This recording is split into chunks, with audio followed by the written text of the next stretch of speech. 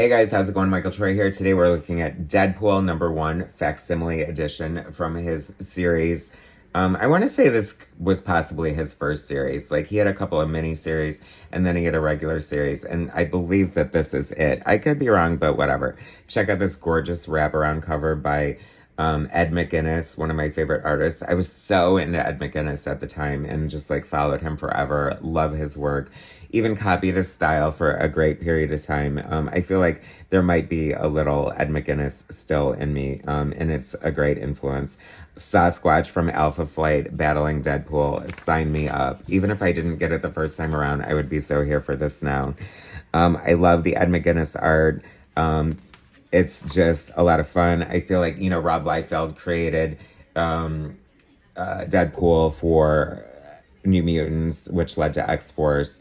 And so many other writers helped shape and add to the canon of Deadpool, like Gail Simone and Joe Kelly, I think, obviously has a huge part.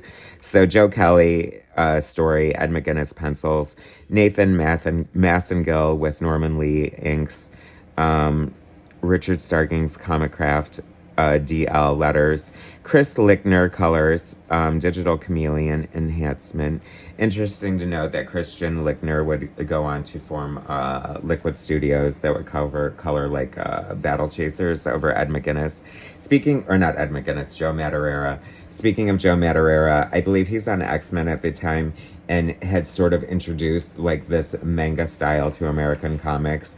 And I feel like Ed McGuiness is sort of part of that wave, introducing this quasi sort of manga look that is so cool, especially depicted in like big robots like that. There's a lot of action in this first issue. A lot of characters are introduced. A lot of fun stuff. We're getting like the humor of Deadpool. Are we breaking the fourth wall at this point? I'm not 100% sure. I have to point out the amazing inks of Nathan Massengill. I love getting a sharp point like that on a speed line is like always a lot of fun. Loving some of the characters in here. Getting sort of like Dragon Ball Z influences or whatever. Particularly of note, this is earlier stuff from Ed McGuiness, and I feel like it's such a great era because we're seeing like so much stuff is so solid and so here, but we're also seeing him develop and get much better as time goes on. But I love like that just sort of speaks, I don't know, to like a younger artist to sort of take the time and do all that noodling and like detail inside of the beer, which I kind of love. Like, I think that's so much fun.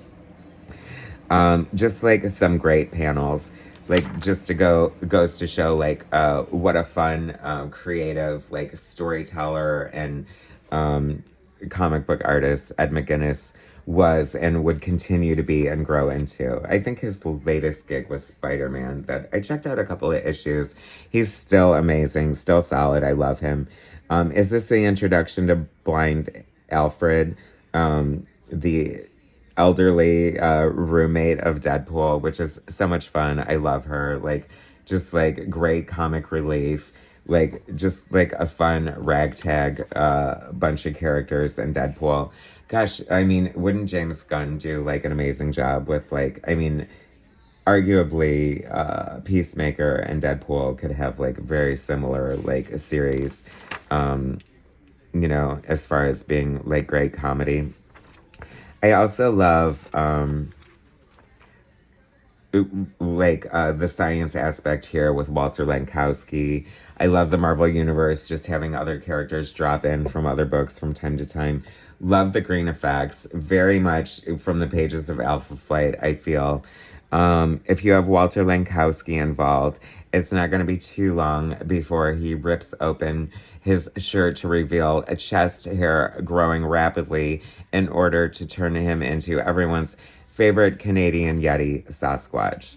Totally love the splash page. A little low-key irritated, and this once again speaks to the novice artist. Like, why are you spending all the time to do this gorgeous, almost splash page depiction of this character and then just randomly blacking out his face like that? That is such a bad choice, in my opinion.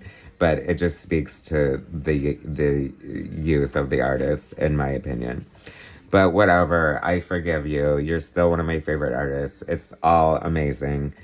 Like, that is just so cool. I mean, Deadpool isn't, I'm not even like totally the audience for Deadpool, but if it's well written and beautifully drawn, how can you not love it? See what I mean? Like, so much better. Like, and I don't know if that was like to hide his face before a reveal.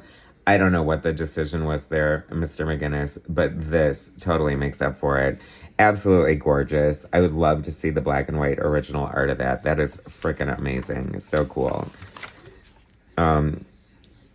I hope that they do the facsimile version of the Deadpool Joe Madureira stuff, because that needs to happen for sure. Maybe they already have and I just missed the boat on it. I don't know. Anyway, this looks amazing. So good. Such a fun trip. So many great shots of Sasquatch throughout. You know, I don't know that this needed to be a double issue, but, you know, it's a first issue. Interesting choice to silhouette on the Statue of Liberty. A lot of fun, just variety in panels, and just like a great, solid first issue.